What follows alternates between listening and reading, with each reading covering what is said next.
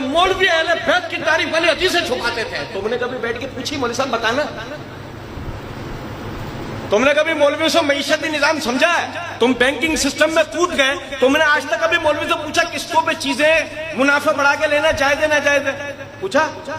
ये जाके बस बैंक ने बताया तुमने मसला अमल करना शुरू कर दिया। भाई मौलवी का कसूर नहीं है भाई, कसूर आपका है। कभी ऐसा हो ना कि आप अपने सिविल हॉस्पिटल के, अपने इलाके के इलाकाई हॉस्पिटल के बाहर बैठकर एहतजाज कर दो कि डॉक्टरों ने कभी भी हमें ब्लड कैंसर के हवाले से आगाही नहीं दी। डॉक्टर बोले इधर आ, हमने तुझे आगाही नहीं दी। अजीब आदमी।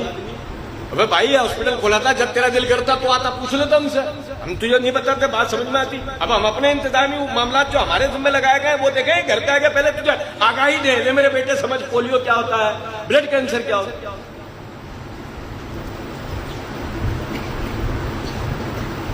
यहूदियों ने छुपाई थी, आज मिलेंगी नहीं तुम्हें तौरेत में।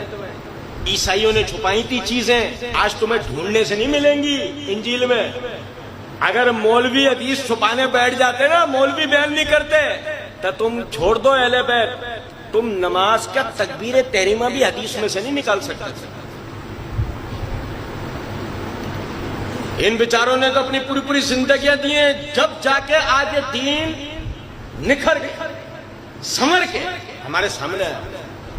और माजरत के साथ वो जो हजरत साहब इंटरनेशनल नंबरिंग सुना रहे होते हैं, उस पर जो तर्जुमा पढ़ के बता रहे होते हैं, वो तर्जुमा किसने किया?